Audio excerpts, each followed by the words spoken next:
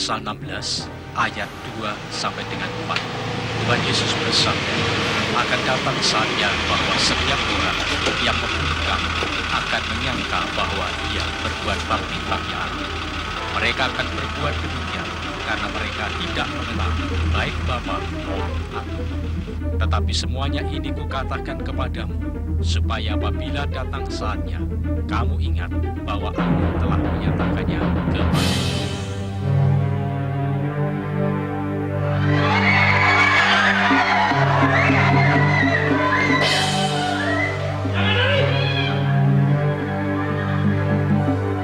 Gambar Tuhanmu itu. Kalian busuk. Gambar Tuhanmu itu. Turunkan gambar dan salib itu. Cepat!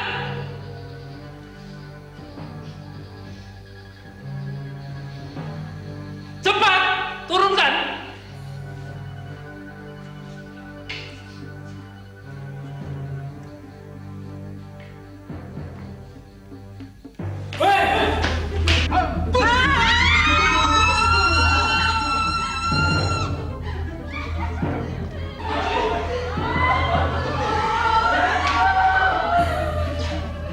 Siapa ingin mati lagi? Kalau tidak ingin mati, injak dan ludahi gambar ini. Kamu!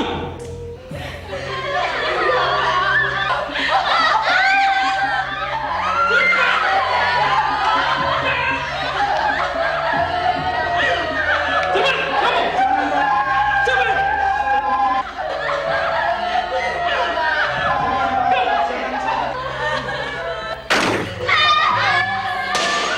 Apa itu?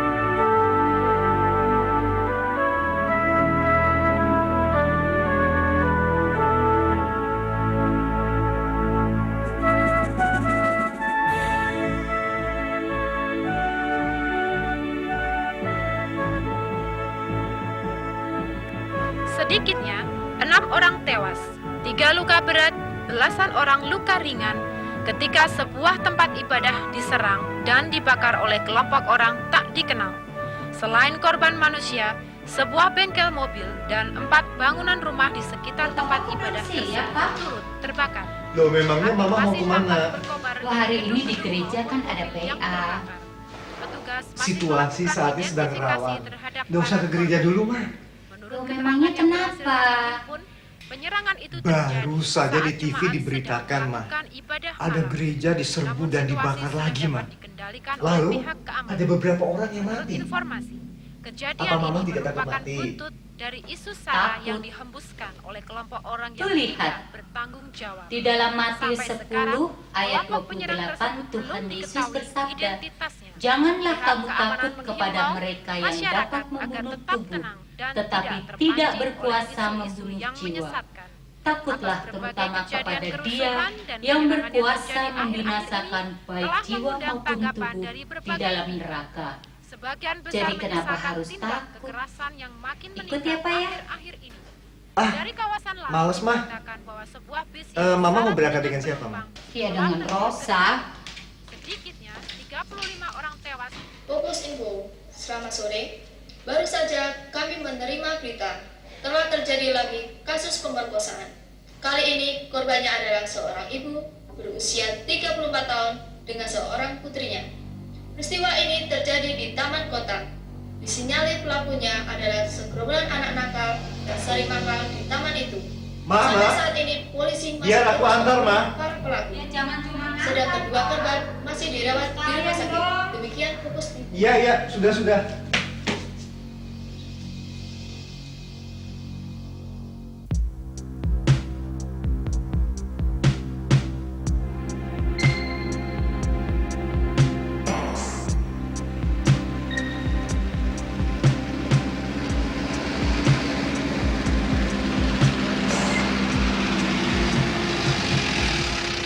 Om, sebentar Om. Maaf, Dek. Tidak ada rokok. Saya tidak merokok. Uang juga boleh Om, buat beli ini.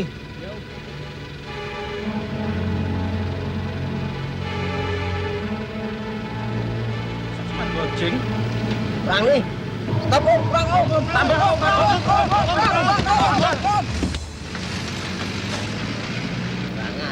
Ngajar dia. 5.000 lumayan lah. Lumayan apanya, sebotol aja tidak dapat.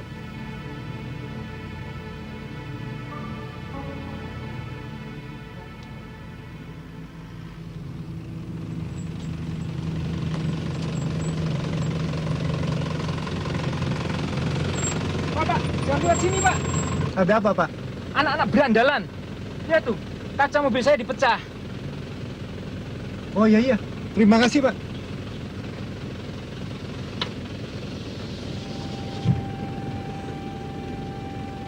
Malam ini kita akan membicarakan tentang peristiwa akhir zaman, tentang kedatangan Tuhan Yesus kedua kali. Peristiwa akhir zaman. Secara garis besar dapat saya gambarkan sebagai berikut.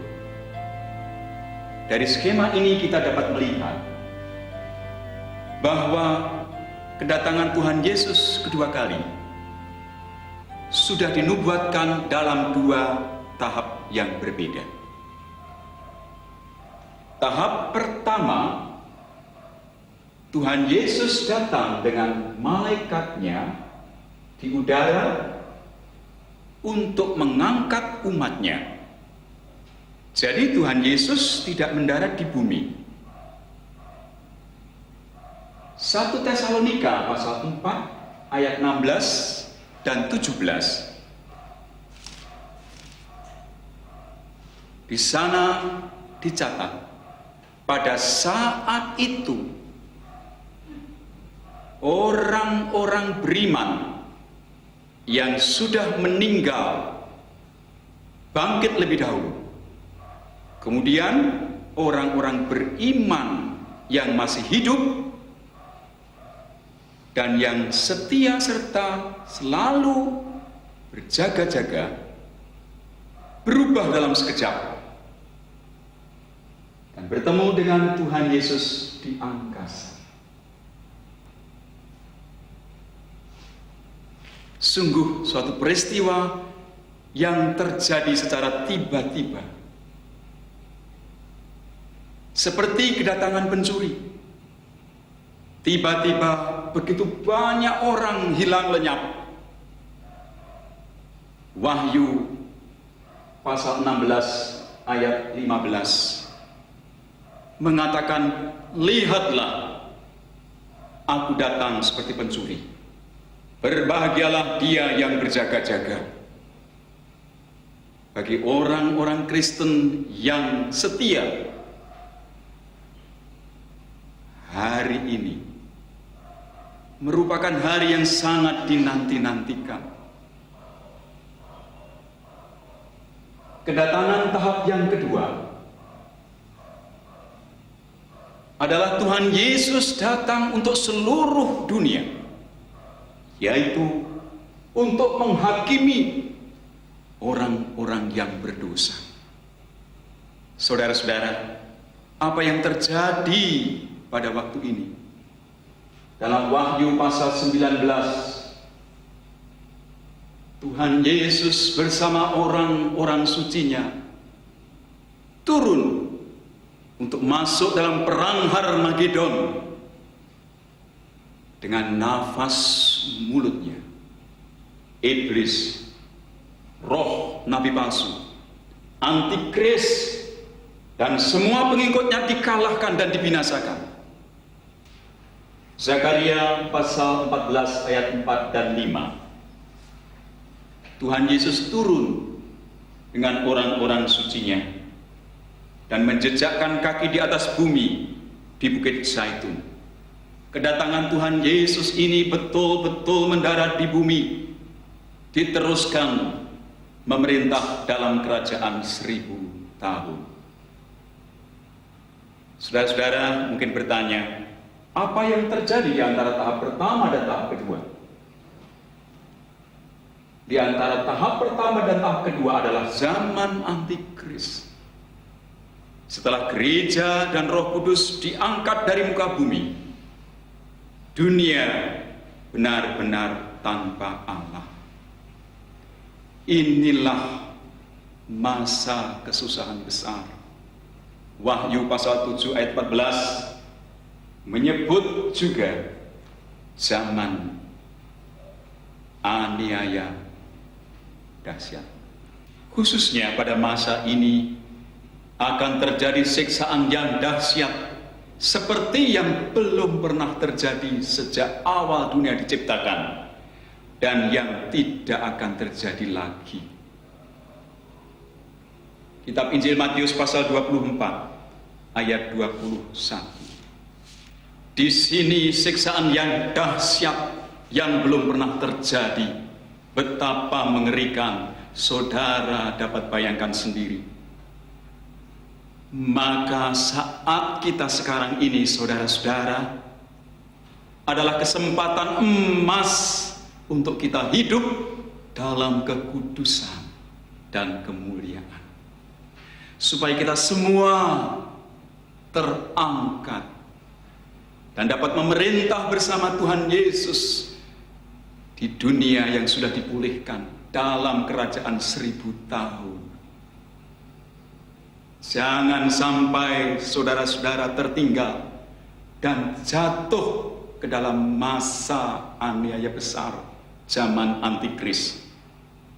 Yang tertinggal seumpama 5 gadis bodoh yang mempunyai pelita tetapi tidak mempunyai persediaan minyak.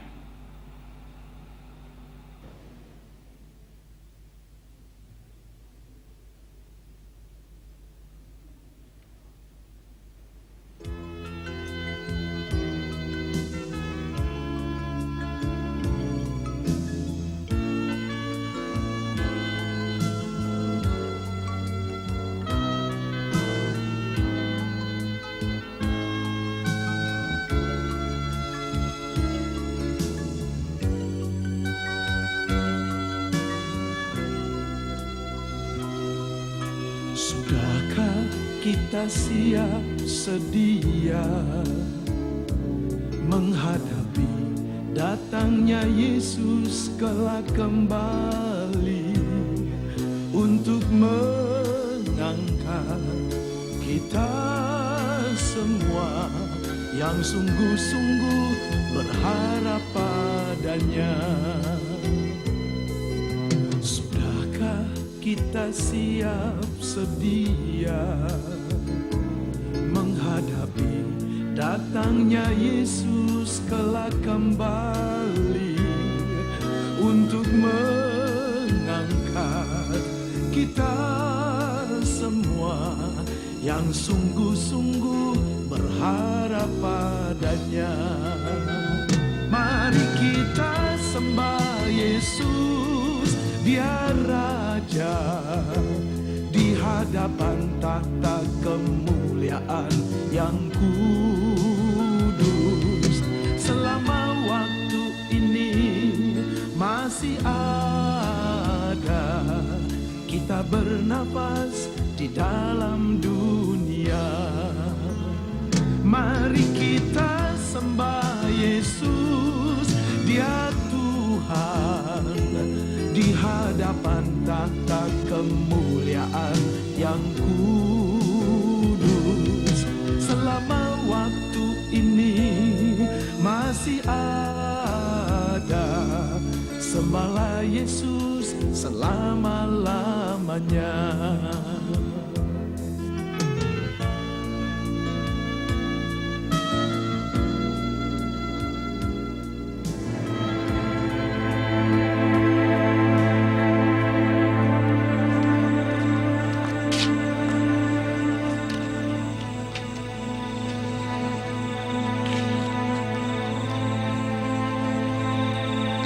Dik, Dik. Apa? Apa sih? Lu mau bikin senja, Man? Kenapa? Itu. Mana? Itu. Ya, paling juga teori. Ini kan ikut om, Mistase. Dan fly terbangkan awan. Gila.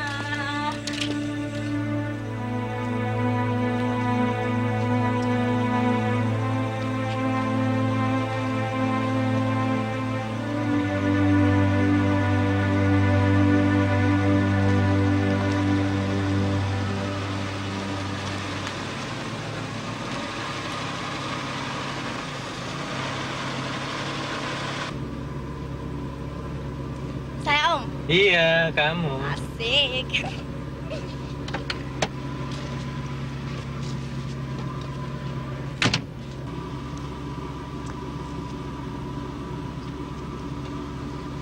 Ya, masa cuma satu om.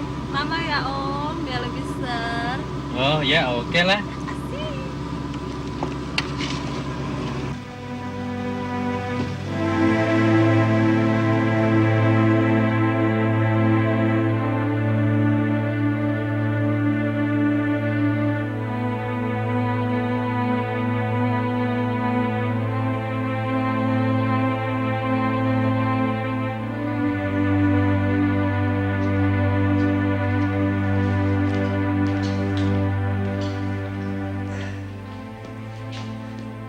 Pendeta itu bisanya cuma nakut-nakuti orang saja. Semuanya itu omong kosong. Situasi sedang sulit. Dan memang keadaan saat ini sedang sulit. Dulu waktu zaman Jepang, juga waktu Perang Dunia, keadaan lebih sulit dari sekarang. Tapi Tuhan tidak juga datang.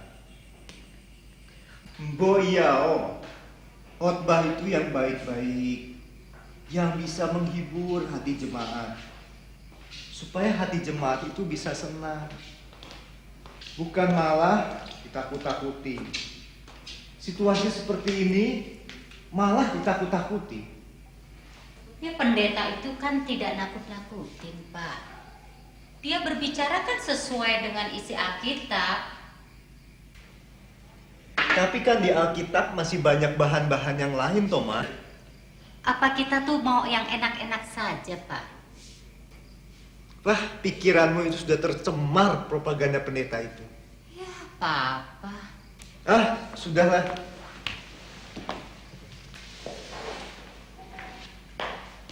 Oh iya, Ma. Lusa aku keluar kota. Lusa kan hari Minggu, Pak. Aku ada urusan kantor sedikit. Ya memangnya Papa berangkat jam berapa? Pagi-pagi sekali, Ma. Apa Anda bisa Papa ke gereja dulu? Apa? Ketemu pendetamu itu lagi? Males.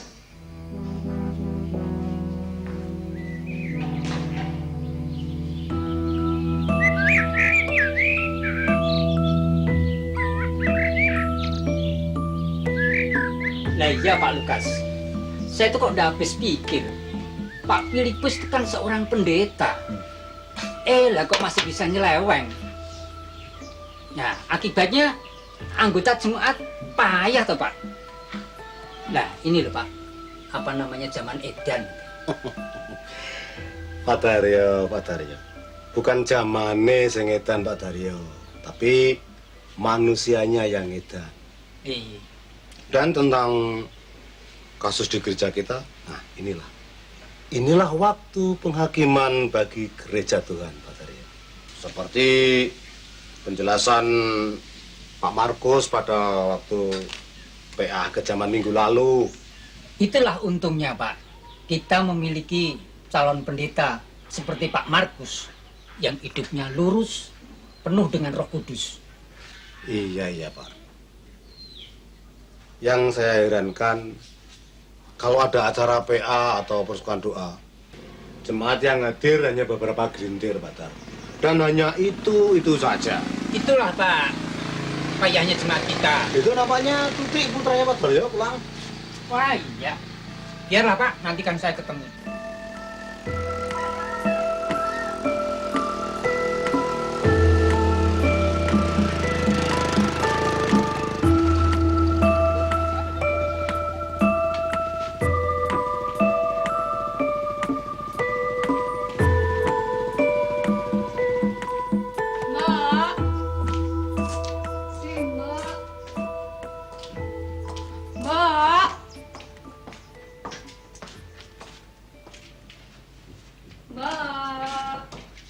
Loh, kamu Tut, kok sudah pulang? Kangen, Mbak.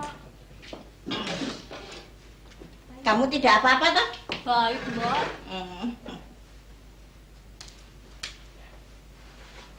Ibu itu takut. Si Mbok denger tuh di kota katanya banyak kerusuhan. Banyak perampokan, banyak penjarahan, kerusuhan di mana-mana. Si Mbok takut, Nduk. Alah, Mbok itu kan di tempat-tempat lain. Kalau di tempatku ya mana-mana aja. Oh, begitu. Kamu libur berapa hari, Nduk? Nggak libur, Mbak. Minggu pagi juga udah balik. Loh, kenapa kok cepet-cepet? Biasa, Mbak. Nduk, hasil sekolahmu piye? Oh iya, hampir lupa, Mbak. Ini, Mbak, hasil sekolah malam.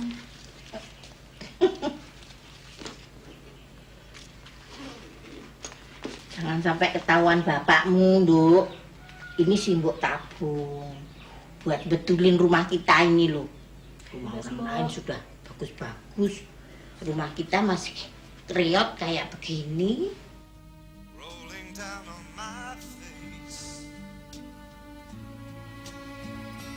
Trying to forget my feelings of love.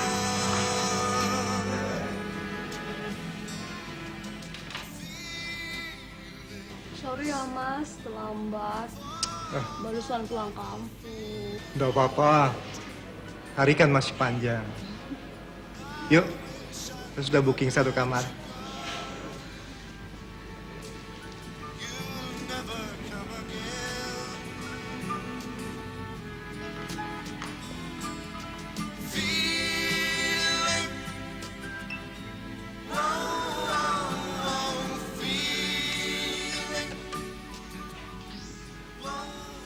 Halo, Lisa.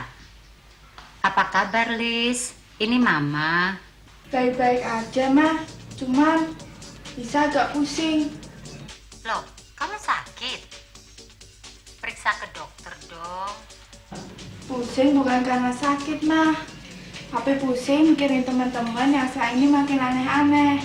Nyindir nih. Loh, aneh-aneh kenapa? Kamu harus hati-hati loh, Lis.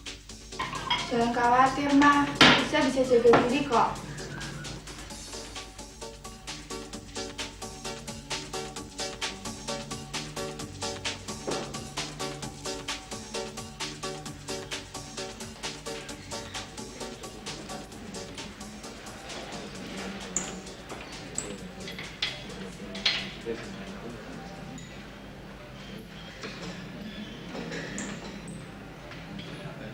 Loh, Pak Dimas. Kok di sini, Pak? Iya, Pak Pendeta. Wah, Selamat pagi, selamat Pak. pagi. Mari, silakan duduk. Terima kasih, Pak. Sendirian saja, Pak? Iya, Pak. Ada urusan kantor sedikit nih, Pak. Pak Dimas, mau pesan apa? Sekalian nih. Ya, seperti Pak Pendeta saja, Pak. Biar lebih mudah, Pak. Pesanan saya perlu dimasak agak lama. Tidak apa-apa, Pak. Biasa saja. Apakah Bapak langganan makan di sini, Pak? Kebetulan saya kenal pemiliknya. Seorang Kristen yang sangat beribadat dan sangat setia. Kalau Tuhan Yesus datang kedua kali, akan mengangkat orang-orang Kristen yang setia dan yang menanti-nanti kedatangannya. Maaf ya, Pak ya. Soal pengangkatan itu apakah bukan satu teoritis saja, Pak? Pak Demas, itu bukan teori. Itu firman Tuhan. Firman Tuhan ya dan amin. Dan pasti akan terjadi. Lalu prosesnya itu sendiri bagaimana, Pak? Dalam kitab Injil Lukas pasal 17 mengungkapkan Pada malam itu ada 2 orang di atas satu tempat tidur, yang seorang akan dibawa dan yang lain akan ditinggalkan. Ada 2 orang perempuan bersama-sama mengilang, yang seorang akan dibawa dan yang lain akan ditinggalkan. Bagaimana dengan orang-orang yang tidak terangkat, Pak? Mereka akan masuk ke zaman antikris. Dunia ini akan diserahkan kepada iblis. Setiap orang akan diberi tanda khusus pada tangan kanannya dan pada dahinya.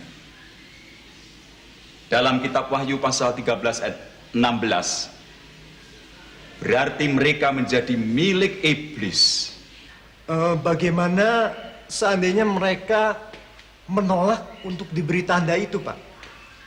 Mereka tidak akan bisa menjual atau membeli. Dan berarti mereka kelaparan. Ya, kalau begitu, terima saja tanda itu, Pak. Selesai, bukan? Tadi saya sudah katakan, mereka yang menerima tanda itu menjadi milik iblis dan pasti akan kena murka Allah. Wah, kalau begitu jadi serba susah ya, Pak ya?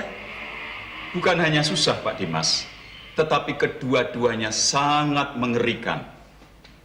Maka saat kita sekarang ini adalah kesempatan emas untuk kita hidup dalam kekudusan dan kebenaran Kristus, supaya kita terangkat dan tidak jatuh ke dalam masa kesusahan besar itu.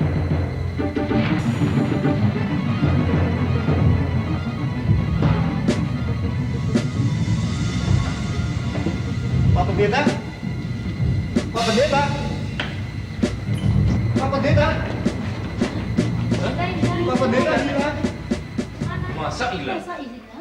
Bajunya Pak Pendeta. Iya. Bisa hilang. Hilang. Pak?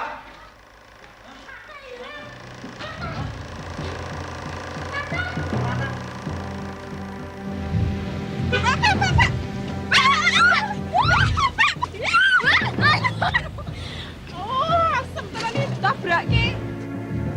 Pak becaknya kemana? Dia, Pak becaknya kemana kok nggak ada? Itu.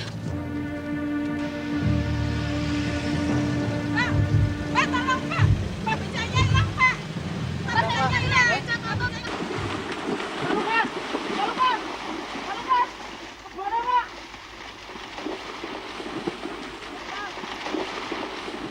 Pak. Kebunnya Pak. Pak Lukas.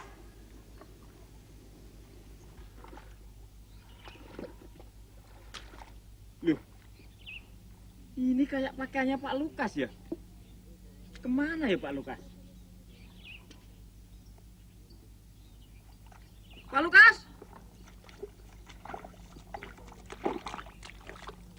Pak Lukas? Ada apa tuh? Pak Lukas hilang, Kang. Hilang. Iya, dia tadi meluput di sini. Ini bajunya. Lah itu kebunnya. Hampir saja aku ditabrak kebo.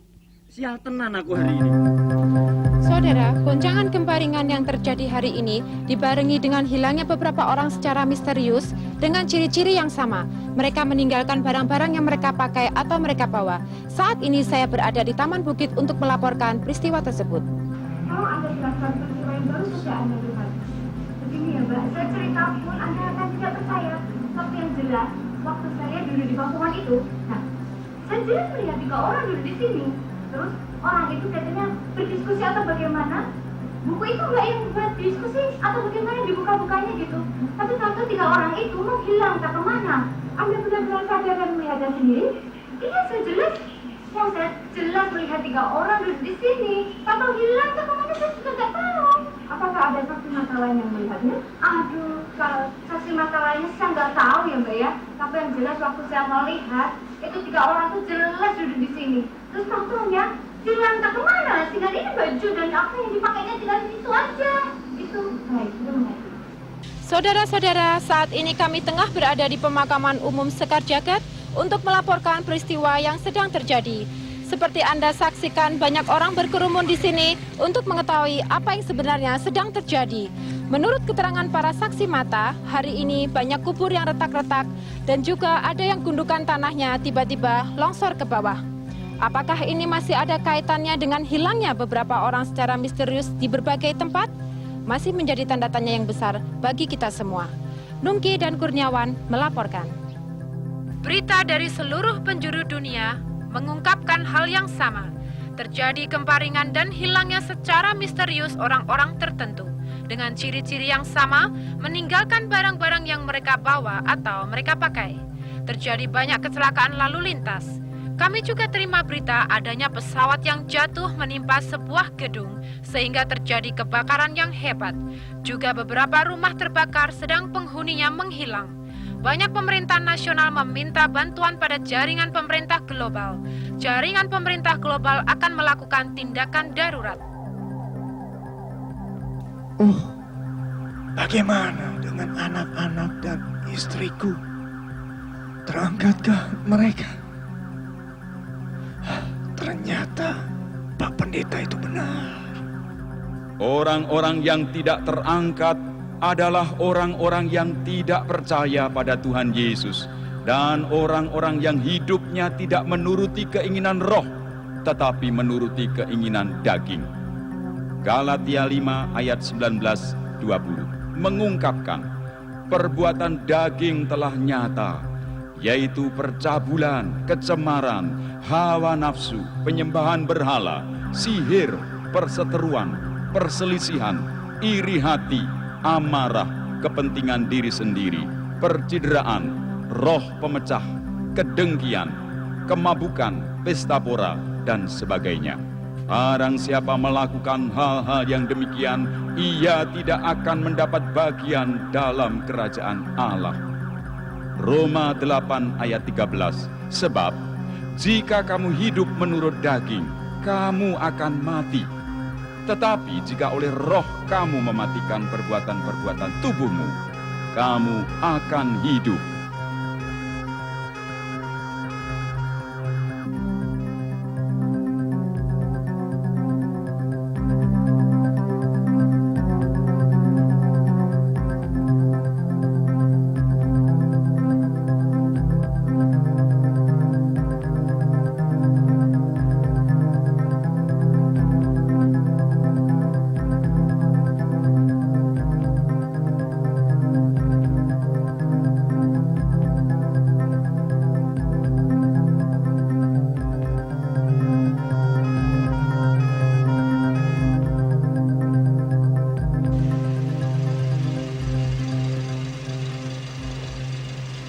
Hei, Pak, bayarnya, Pak.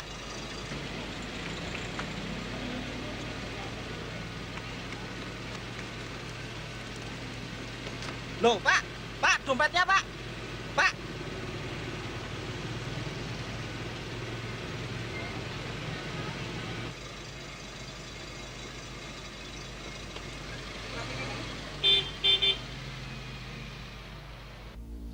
Rizka?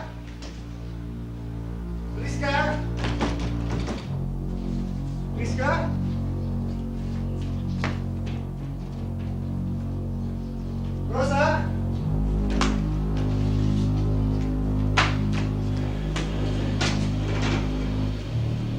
Rizka?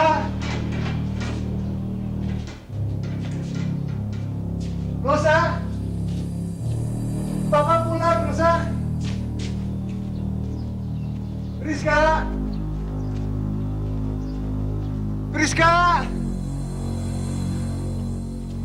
Pak Andi,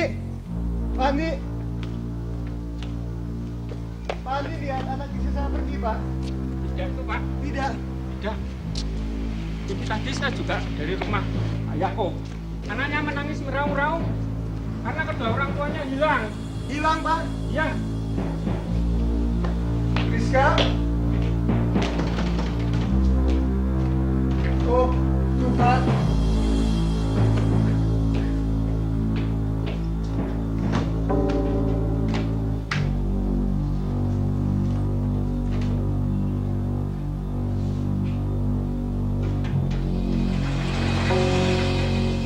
Nggak dikunci, Pak. Hah?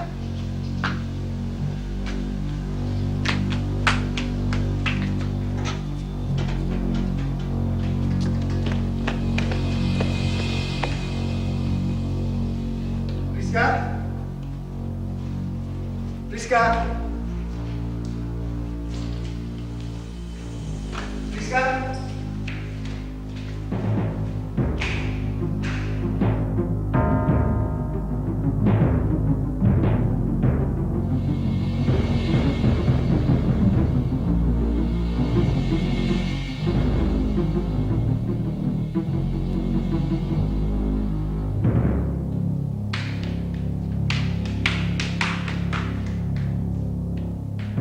Rizka!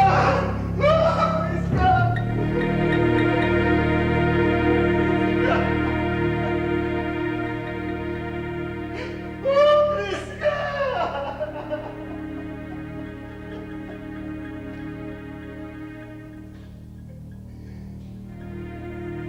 Hah? Kenapa Pak Dimas ini? Jangan-jangan juga akan hilang.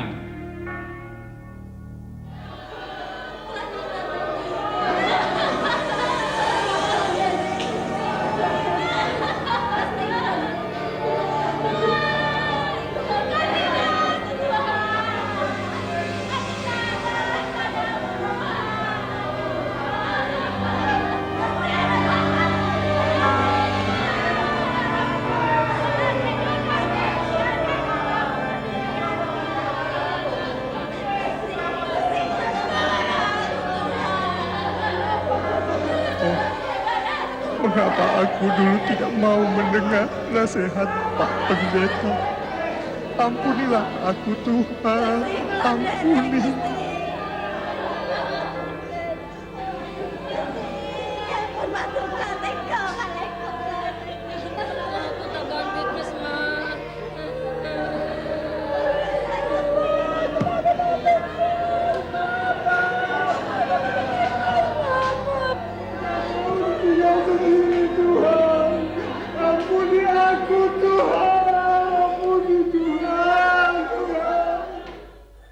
Ekonomi kita makin diperburuk dengan situasi dan kondisi masyarakat kita sekarang ini. Peristiwa kerusuhan, pemogokan, bencana alam, serta hilangnya orang-orang tertentu telah melumpuhkan ekonomi nasional kita. Di berbagai tempat terjadi tindak kejahatan, perampokan, pembunuhan, dan penjarahan. Dalam sidang darurat yang dipimpin oleh Bapak Presiden, telah diambil keputusan untuk meminta bantuan jaringan pemerintah global, serta menyatukan ekonomi nasional kita ke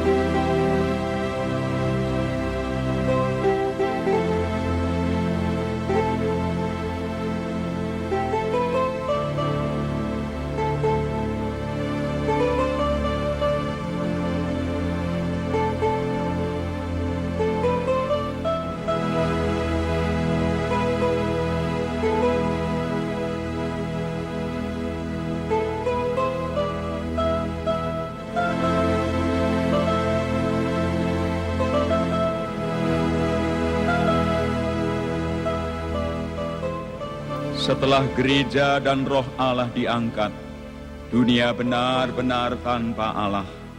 Inilah masa kesusahan besar. Dunia ada di tangan iblis. Matius 24 ayat 21. Di sini firman Tuhan menekankan akan adanya siksaan dahsyat seperti yang belum pernah terjadi. Kira-kira siksaan macam apa, saudara?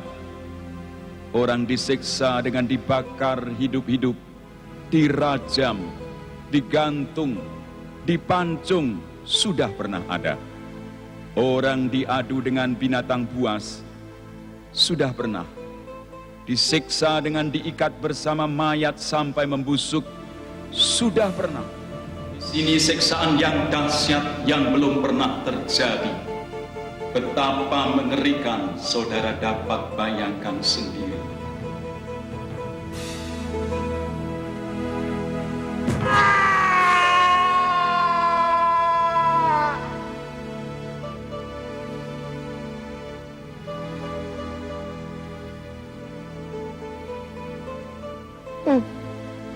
Ampunilah aku, Tuhan.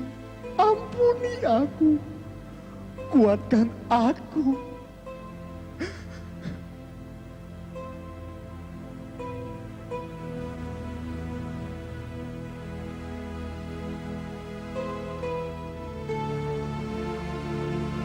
Oh, Priska. Priska. Seandainya saja aku mau taat.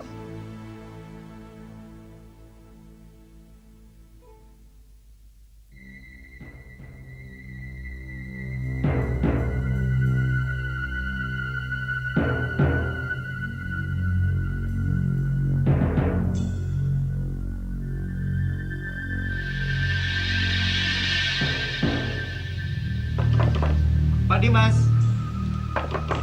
Pak Dimas. Pak Dimas. Oh, pagi Pak Dimas. Selamat pagi, selamat pagi. Mari. Ada apa Pak Simon? Mari, mari. Silakan duduk, Pak. Wah, keadaan semakin kacau balau. Gawat, dunia semakin kacau. Maksud Pak Simon? Coba kamu putar televisinya.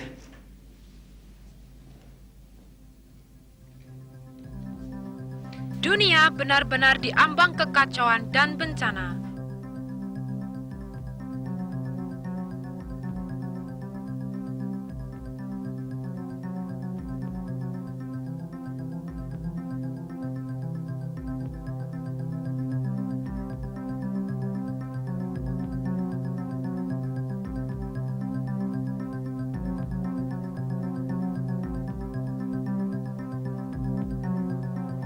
Dalam beberapa bulan ini, penduduk dunia menyaksikan ke arah hancurnya dunia. Terjadi bencana alam, gempa bumi, angin taufan, hujan meteor, dan banjir besar yang melanda banyak tempat. Dan mengakibatkan korban jiwa serta musnahnya harta benda yang tak terkirakan. Kelaparan yang melampaui ambang batas terjadi di mana-mana. Kekacauan dan peperangan di banyak negara turut menghancurkan ekonomi dunia. Nasib dunia makin terpuruk dengan peristiwa hilangnya secara misterius sebagian penduduk dunia. Dan saat ini, kita dihadapkan pada bencana yang lebih besar lagi, yaitu lumpuhnya jaringan komputer dunia. Satu kenyataan bahwa peluru kendali nuklir di seluruh dunia dikendalikan juga oleh sistem komputer. Jika tak seorang pun mampu membenahi kesalahan ini, dunia diambang kehancuran. Sekarang kita ikuti amanat Presiden Pemerintah Global. One chapter from the Constitution of the Global Government Network states. Salah satu pasal dari konstitusi jaringan pemerintah global menyatakan, jika dunia menghadapi ancaman yang gawat, maka Presiden Pemerintah Global dapat mengambil alih urusan pemerintahan umum di seluruh dunia. Dunia kita saat ini diambang kekacauan dan bencana besar yang tidak satu pemerintahan nasional manapun mampu mengatasinya. Oleh sebab itu, saya sebagai Presiden tertinggi dunia menyatakan dunia dalam keadaan darurat dan diberlakukan hukum darurat global. Kami telah menyiapkan satu sistem program komputer darurat yang mampu memulihkan kembali aktivitas dunia. Kota-kota akan kita bangun dan ekonomi kita pulihkan ke arah tatanan dunia baru, yaitu satu pemimpin dunia, satu sistem pemerintahan, satu media massa, dan satu keyakinan. Untuk mengawali zaman ini, akan kita laksanakan sistem administrasi dunia, di mana setiap orang akan memiliki tanda khusus di dahi atau tangan kanannya sebagai identitas warga masyarakat baru. Kita sambut zaman baru dengan satu keyakinan. Dengan kekuatan kita, manusia pasti bisa.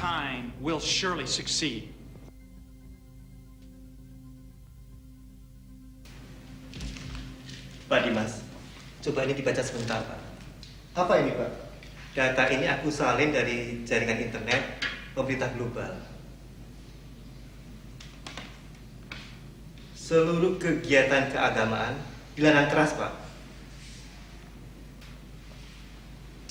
Ini fitnah, Pak. Ini betul-betul satu fitnah yang sangat keji. Mana mungkin ada orang Kristen menghilangkan orang Kristen yang lainnya? Tidak mungkin, Pak. Sebab anak istriku juga hilang, Pak. Istri Bapak hilang? Hilang aja begitu saja? Ya, Tuhan sudah menubuatkan kejadian ini, Pak. Kita saat ini sedang memasuki satu masa kesukaran yang sangat besar, yang kita sebut zaman antikris, Pak.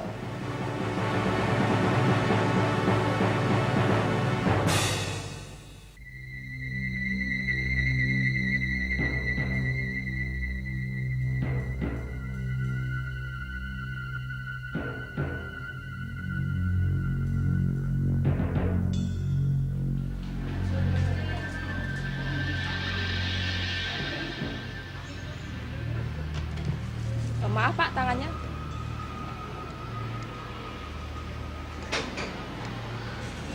Maaf Pak, toko ini telah masuk jaringan ekonomi global. Silakan Bapak hubungi petugas.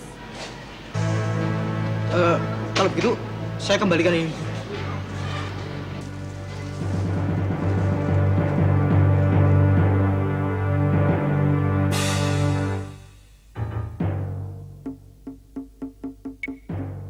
Setelah peristiwa pengangkatan, apakah ini zaman yang dinubuatkan kitab Wahyu 13 ayat 17? Tidak seorang pun yang dapat membeli atau menjual selain daripada mereka yang memakai tanda itu.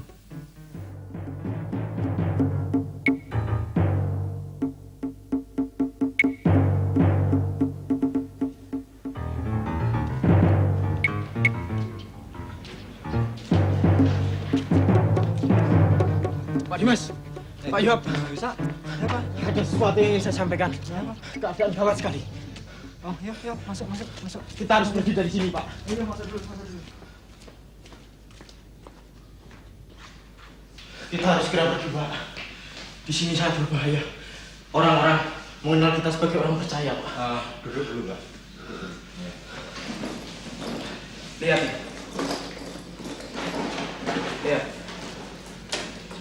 Kalau kita tidak bisa membeli makanan, saya akan barter dengan ini.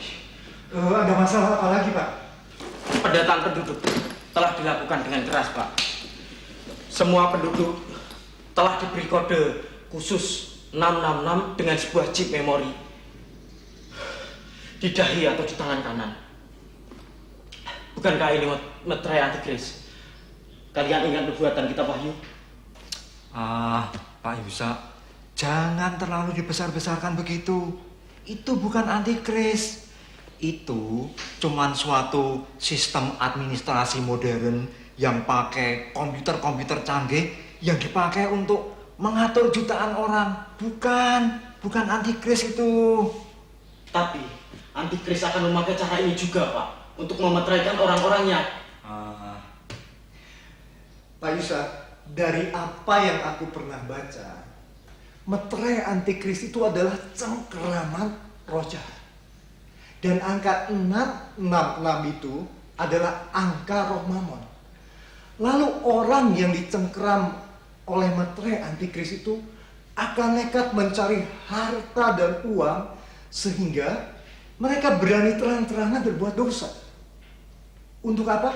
Untuk mendapatkan uang, dan uang. Misalnya, penipuan, mengikat perjanjian dengan setan, lalu pembunuhan, dan segala macam dosa yang lainnya untuk mendapatkan harta. Itulah yang dimaksudkan dengan meterai antikris, Pak. Baca di mana, Pak? Dari buku Akhir Zaman milik istriku, Pak.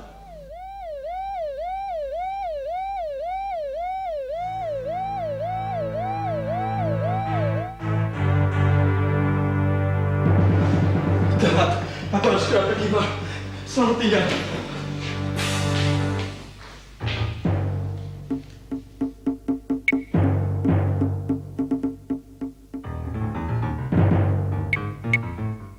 Ini perintah. Untuk mengamankan cadangan bahan makanan, maka seluruh makanan harus dikumpulkan. Dan tanpa kecuali, seluruh warga harus didaftar dan diberi tanda khusus di dahi atau di tangan kanan.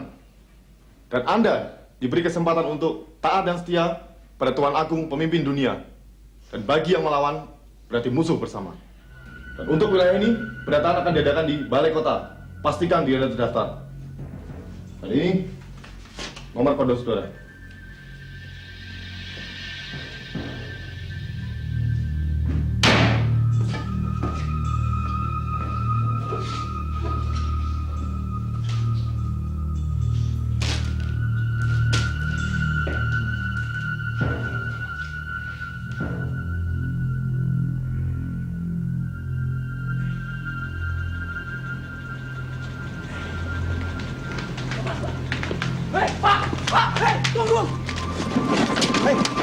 Apa kamu tidak tahu?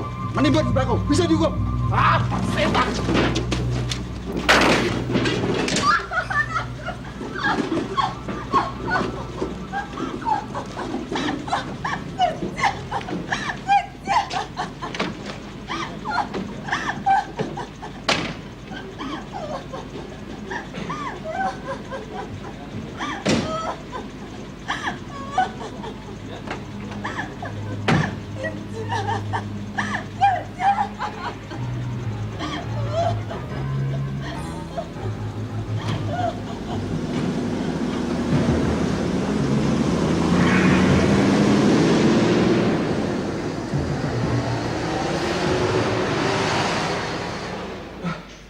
Taman gawat, Pak. Kita harus lari, Pak.